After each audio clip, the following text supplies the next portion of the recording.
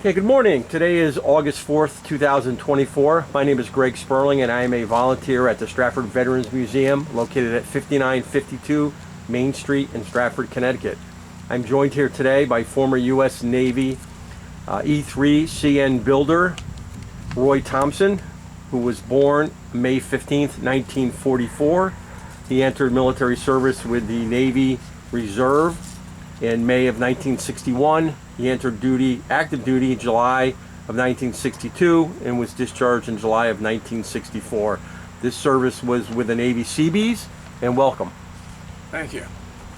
So, Roy, tell us where were you living? Where were you born? Where'd you grow up? That whole. Born in Bridgeport Hospital, and I grew up in Stratford. Okay. Started out life on Edwin Street, moved up to Broadmere Road, where I totally grew up the rest of my time. And I think we met there in 1953. Went to Franklin School, went to Second Lane School, went to Flood Junior High, went to Stratford High School on double sessions for 2 years, and then transferred to the brand new Bunnell High School for 2 years and graduated there in 1962. And while you were at school, what kind of activities or sports or things like that were you involved in? Activities within the school. Mm-hmm. I didn't get into sports. Wanted to have a car and had to work. Yeah, absolutely. Family didn't have money, had to pay the insurance. But I did work my summers in a cabinet shop in Stratford, learning the trade. And in junior high and in high school, I took woodworking, and in high school, woodworking and light construction. And that's how I come to start with a background in construction, which fit well with the Seabees, because you're builders. Okay. And what prompted you? So high school's over with. You worked part-time. What prompted you to join the military? Well, most of my life, I knew I wanted to join the Navy. Not looking at all the history of the Navy, I wanted to be on a PT boat. When came time to join, PT boats were gone. So I joined the Naval Reserve Center in Bridgeport, Connecticut, and I joined the fleet side of the Navy Reserve. When they were kind enough to send me off to boot camp in Chicago for the summer between my junior year and my senior year, I learned about the Seabees. They told me that was a hard unit to get into.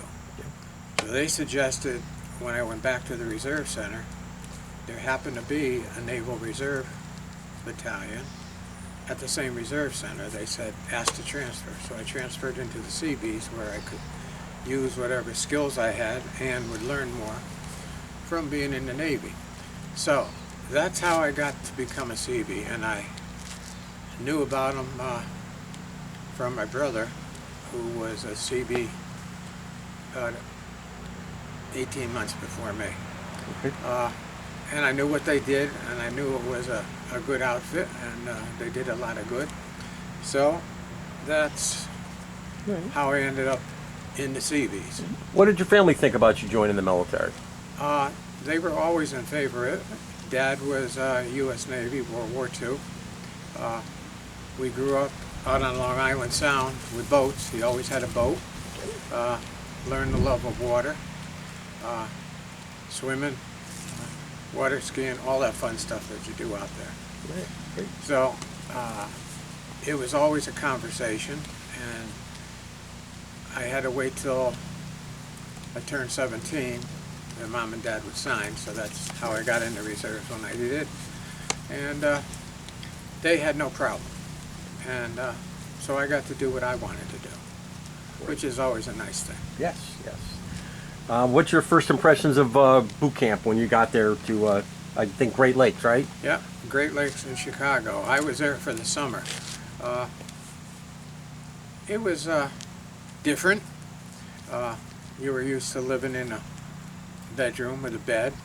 Now you're in a rack and mattress are not quite as good. The springs under it, you're well aware of that.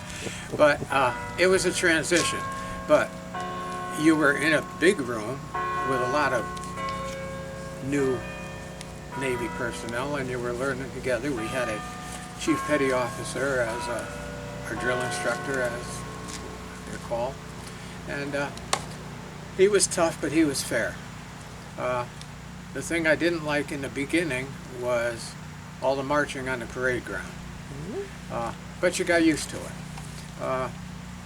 We had some good experiences and learned a few things. You had to learn the general orders and be able to recite whichever one they called upon you to recite at any time.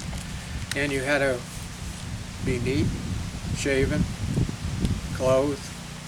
And we had one young man that didn't want to shave.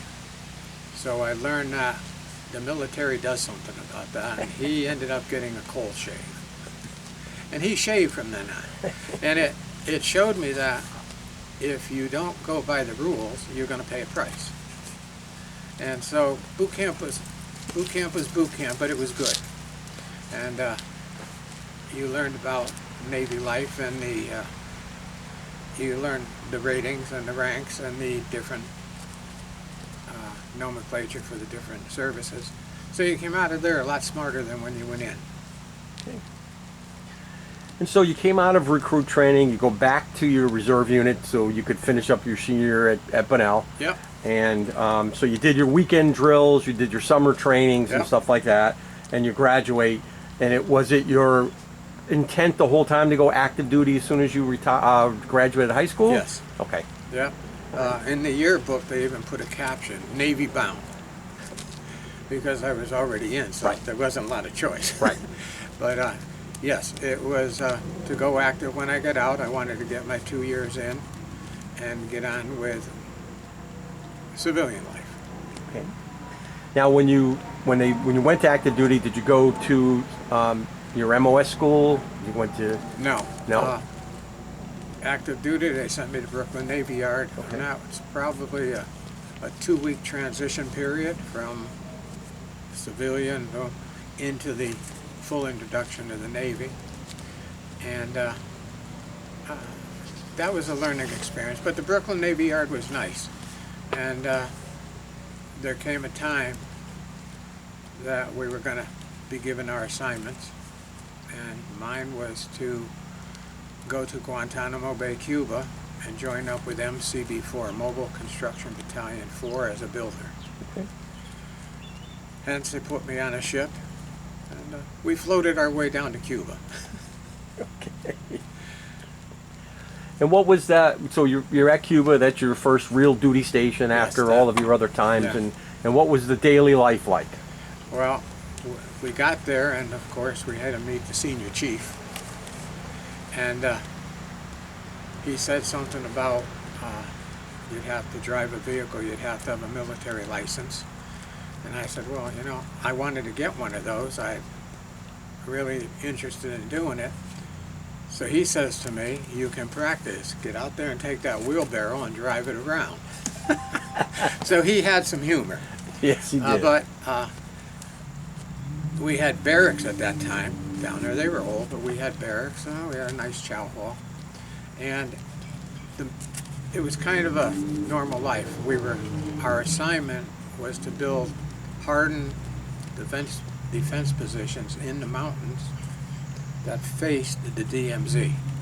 We were building block bunkers for the Marines. And there was a lot of fun. You had the camaraderie, and you were out there, and you were required to build a bunker a day. But it was hot, and you're young, and you had a couple petty officers out there with you. And so you really didn't finish a bunker in a day. So then they thought we should have some encouragement. As soon as you completed a bunker, you were done for the day. Needless to say, bunkers started going up fast. Also was assigned to the block plant, because though they brought in the Portland and the sand, we had to make all the cement blocks. Oh. So being I was, at that point I was an E2, low on the totem pole, I spent a good portion of time on the block plant, filthy, and when I'd get out to go in the field to actually work on some bunkers, again, I was an E2, I got to mix all the mortar. And they laid the block. I learned a little bit because we'd fill up our 6x in the morning with block, Portland sand, water both to mix cement with and to have something to drink because it was hot in the mountains. And to get to where we were going, we'd ride along the DMZ. And every morning we'd look across to our left as we headed out, and there would be 2,000 to 3,000 Cuban troops and Russian troops. The thing that I noticed first was they were carrying the automatic weapons, and we were lucky. We had World War II M1 Garands. So it was a close match. As time went on, we wanted to have a little fun. So our officers didn't know we'd gather a pile of rocks that you could hold in your hand. And as we went up the DMZ, we started humming rocks at the Cubans and the Russians. Well, then they thought it might be fun, so they started having rocks ready in the morning. So we'd have rock fights. And that was the initial interaction with Russia and Cuban troops for me. Seabees go once a year down to Camp Lejeune to combat train with the Marines because we have to defend what we build. Right. And that was good. What I learned out of, I'll get back to Cuba, but what I learned out of going to Camp Lejeune was what it takes to become a Marine and how well trained they are. And I have a great respect for the Marine Corps because we work side by side, and they were spot on. We were a little not spot on, not quite as tough as Marines, but it was good. So we're down there, and we would go out periodically on weekend maneuvers to practice defending. But there came a time we were going out on a Friday for a weekend maneuver, and we'd come back to our quarters on Sunday.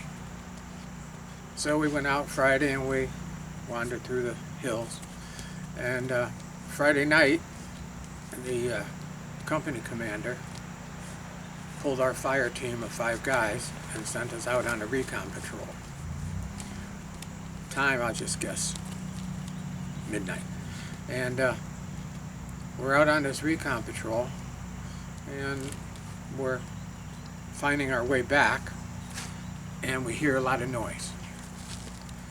So the fire team leader says, "You guys stay here, I'll go out to the road and find out what's going on." He catches the last vehicle, and it's the battalion commander.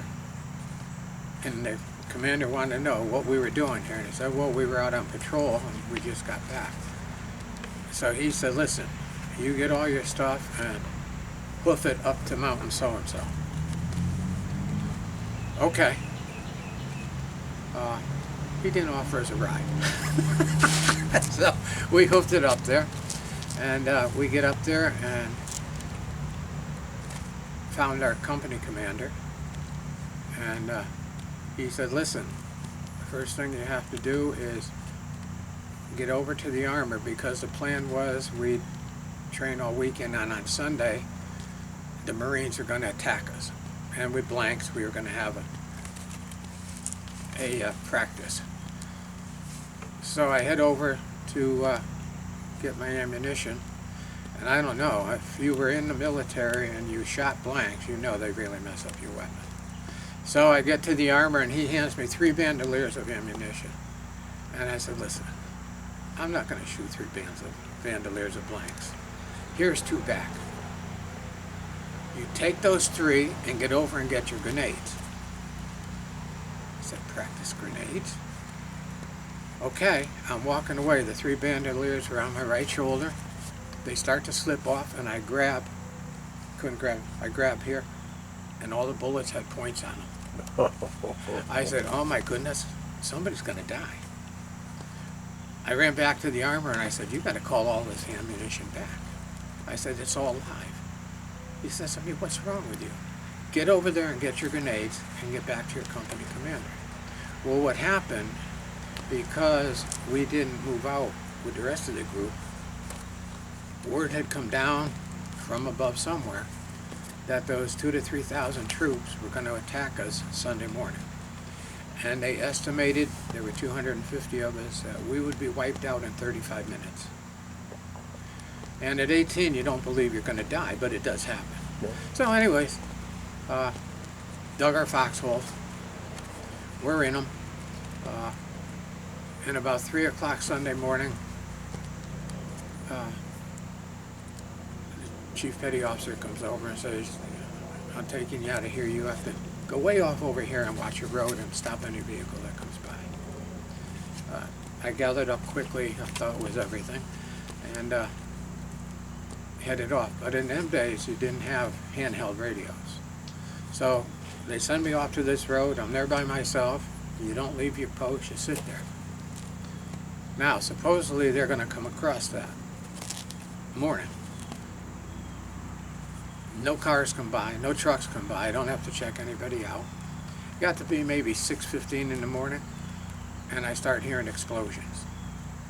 Kaboom, kaboom, and I said, oh my goodness, they're shelling, and then they're coming across. I don't know. What do I do? You don't leave your post, so I checked my ammo. I probably had about 30 rounds with me because I didn't pick up much. Clicked my bayonet on my good World War II rifle, and I said, I guess if they come, I shoot till I run out of ammo, and either they kill me or capture me. Unfortunately for me, at that point, I believed I was going to die at 18 because I was out there alone. As history proved out, they never came across. That was Sunday. Kennedy spoke to the nation that Monday night, I learned later on, and told them about what was happening with all the missiles. So we stayed on the hill, and we watched them flying in, all kinds of equipment. They brought in 10,000 Marines, and they bivouacked them on the golf course, and then they started putting them out. And here's when I really saw the toughness of Marines. We followed the road up. We watched them at the bottom of the hill. Their sergeant said to them, up that hill. Nothing but briars. They got up there, they were bleeding, their clothes were tore, and little by little they replaced us in the foxhole. They pulled us back, and we continued building bunkers while they had others that had to set up all equipment because the Marines needed stuff. And then they brought in another battalion of Seabees. Construction went quicker, and one morning in December we were told we're doing an emergency evacuation to see how quick a battalion of Seabees can pack up all their equipment onto an LST and get out. So I left Cuba alive and back to Davisville, Rhode Island, which is the home port of Seabees at the time. While I was in Cuba, there came a sheet to volunteer. Now, when I went in, Mom said, never volunteer for anything. But here, they were asking for volunteers for summer support to go to the Antarctic, and they were going to start building a nuclear reactor. Oh, that sounds exciting. So I signed up. We get back to Rhode Island, and shortly thereafter, they transferred me from MCB-4, I think it was MCB-7, that was going to do that. So we trained for going down there. We got fitted for all the equipment. While we're doing that training, the outfit I was in, MCB-4, we shipped out to Vietnam. And that's when I lost some of my friends. And our training is complete. They ship all our equipment down to the South Pole, and then they cancel the project. they transferred me again from MCB 7 to MCB 8. No assignment, but they had to reduce the size of this one. And it turns out that MCB 7 was then deployed to Vietnam, and I lost more friends. It's finally decided we're going to Cuba to build piers and repair piers. Not Cuba, excuse me, to Puerto Rico to build piers and repair piers. This time I went. We did 6 months down there. Good duty. And we did a lot of hard work, which is expected of us. When that tour ended, packed up and came back to Rhode Island. And then they start training us to go to Vietnam. Okay. So, comes time, they come out with a date that we're going to ship out. And I had 30 days left on my hitch.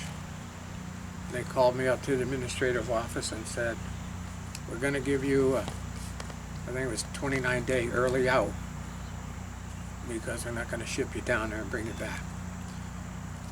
I lost track of the guys in there, but I'm sure with what went on in Vietnam, I lost some more friends in there. Came back. I was still a Naval Reserve, and I finished up my total of 6 years and received an honorable discharge. So you're home, you're discharged. What's next? Went back to work in a cabinet shop, finished learning that trade.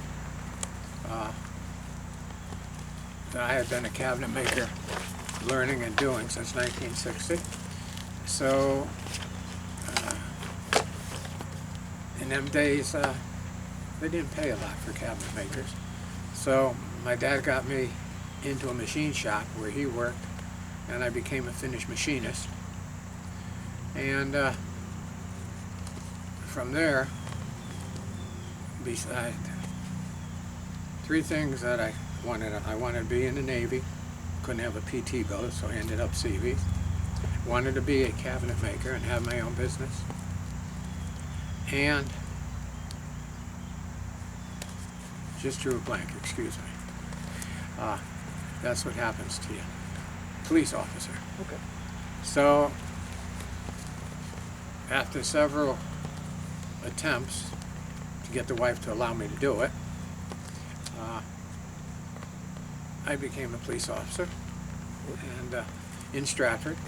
Well, let me just interrupt real quick, because when did the wife come in? When did you meet your wife? Okay. Interesting story. After the initial, we didn't get attacked, there was a girl back home that happened to write a letter and asked me, how are you doing? And that was the beginning of a romance that we ended up marrying, and we've been married 58 years. And she had a stepfather that was an officer and saw that it's not the best life, and she didn't want to live it. And so every time I'd go get an application, there'd be discussion. Yeah, that sounds good. And the application would get torn up. In them days, there was an age limit. You had to be 30 years or younger to get on, and the list was good for 3 years. I was 27 years old. I come home from work one day, and there's an application for the police department on the dining room table. I said, what's this? And she said, if I don't give you a chance, you'll probably hold it against me the rest of your life. So go try. I said, well, you're only giving me one try. Yes, I made it, and it was everything I wanted. It was exciting. I did patrol. Well, you had to go to the police academy, and then I did patrol. Then I made detective, and that's where I wanted to be. I didn't want to be a sergeant or a lieutenant. Detective was a good life. I wanted to work undercover narcotics, and I got to do 5 years undercover narcotics throughout the state. Never wanted to work organized crime, and I got to do 5 years undercover organized crime throughout the state. I had an exciting career as a police officer. Very proud of that. I was very proud that I went in the military. And I was very proud that I got to be a Seabee because I met a lot of nice people, got to build like I enjoy doing. So it's all been a good experience. And that's pretty much. All right, well, you talked a little bit about losing a lot of buddies, but from your military time. Are there any of them that you stayed in touch with? No, didn't have. Well, yeah, I apologize. One that I spent time in Puerto Rico with. When we got back to the home port, he was from down south, and he was married with a couple kids. So his wife came up and lived on base, and so I'd travel from here up to the base, and then they'd come down to visit. Okay. 2 or 3 others came to visit me, but life gets hectic. Kids come along, and you lose track. How about reunions? Have you ever been one to go to any of your reunions, if there were any? There were high school reunions. To this date, I haven't gone to one. How about military reunions? There were no military reunions that I ever had contact or knowledge of, so I didn't see that. And there was a Seabee that joined after me from Stratford, and I stayed in contact with him for a while, but he moved away and didn't see that. The one that lived up on the base with his wife, she'd stayed there when he went out on deployments. We invited her to our wedding. She came down, brought the 2 kids, and we got to see them at the wedding. Great. Great. I do say that I probably think about the guys that I worked with in the military quite often, wondering what became of them. Because as you know, it's a close-knit group when you're in the military, and you depend on each other. I've had a pretty darn good life. It sounds like got to do everything I wanted to do. Sounds like you have. And going against your mother probably saved you by volunteering for a change, right? Probably did, yeah, because her last warning to me before I was going active was, you are not to volunteer for anything. Yep. But in fairness, I knew about the Antarctic because I had a brother 18 months older than me that was a Seabee. And out of A school, he volunteered to winter over. And so I knew what was going on. And I thought I'd like to go see it, work down there in those conditions. But it wasn't in the cards. The Navy didn't want to spend the money. It wasn't. So how about your most memorable military experience? Okay, the one that haunts me is when I was on that road watching it, and I believed I was going to die that day. Because you do not leave your post, and I wasn't smart enough to bring a lot of ammunition because I thought I was just going to be down watching the road for a little bit. And those explosions, that started off a thing called PTSD that I didn't know I had. Complications over the years was unfortunately and fortunate. The PTSD, I tried to take my life 4 times. And you see I'm sitting here, and I wasn't a bad shot, but so the VA takes care of me when I need it.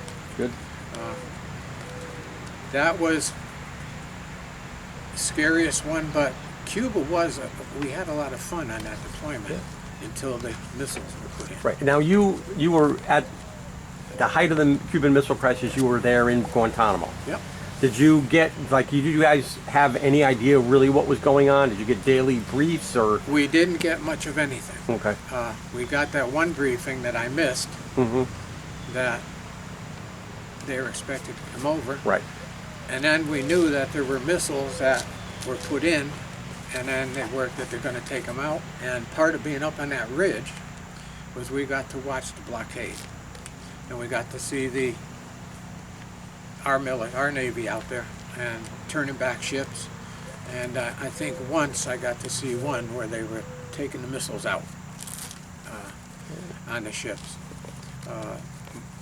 You don't know if it's scuttlebutt, but word had come along that we had quite a few submarines out there. You don't see them. Right. And I'm sure I'm sure the Russians had them out there too. Oh yeah. Sure they did. That was the thing that stands out Okay.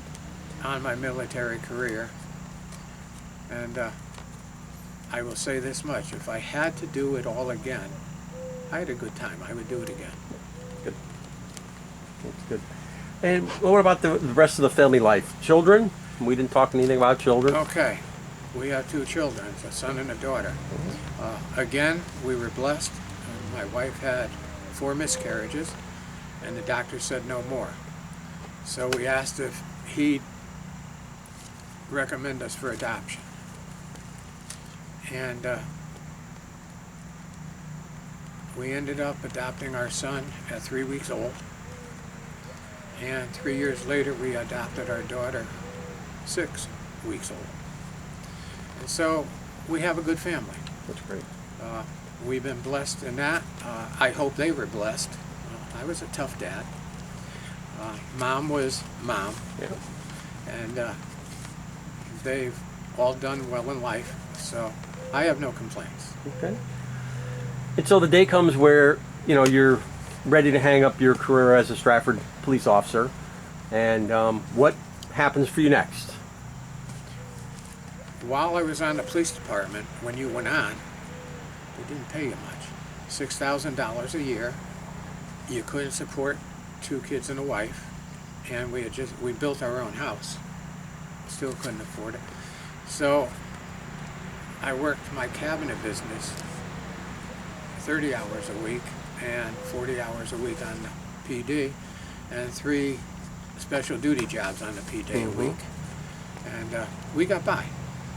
And there came a time that when I left the police department, kicked the business up full time, and I was working 80 hours a week at that. My wife worked in it with me. We had a couple employees, and we had a good reputation, and our phone never stopped ringing, because if you treat people right, the word is going to travel. Didn't advertise. What put me out of the cabinet making business, I had a heart attack I should have died from at 57. And my wife is going to pick up the telephone and call the police department to come and take me to the hospital. And I said, don't you call my friends and bother them. And she didn't listen to me. And she called, and it ended up, I had a heart attack, and I ended up with 3 stents and whatever. So once again, life continued. At 67, I was stage 4 cancer, found by accident, surgery, and 24 weeks of chemo. At that point, I had closed my business and I was working at Home Depot designing kitchens. They wanted my experience, and I had a good job. And my head said to me, 24 weeks of chemo, if you sit home and lay on that couch, the chemo and the cancer is going to win. If you go to work, you and your customers will win. And I have to praise my customers. They helped get me through that 24 weeks of chemo. So I'm now 80. The cancer hasn't come back. I haven't had a second heart attack. And I'm finally retired. Well, that's great. Military organizations, other than being a member here and volunteering at the museum, VFW, No. American Legions, anything like that? There were, in Stratford, we had the VFW. The American Legion kind of had sort of gone bye-bye. Okay. They were no longer in Stratford. And there was a police post for veterans. And one of the problems I had, I was a misfit everywhere I went. The home I was raised in, you didn't drink or smoke. No alcohol was allowed in the house. In the military, everybody drinks coffee except for me. I never went to any of the bars, just never did it in my life. So I went a couple times, and it was, frankly, a lot of drinking and socializing. And unless you were drinking, you weren't really able to socialize. So I just didn't get involved. Okay. Would have liked to, but the upbringing I had kept me from it. Was there anything that we haven't talked about today that you think is important to get memorialized here? Well, I think it's very great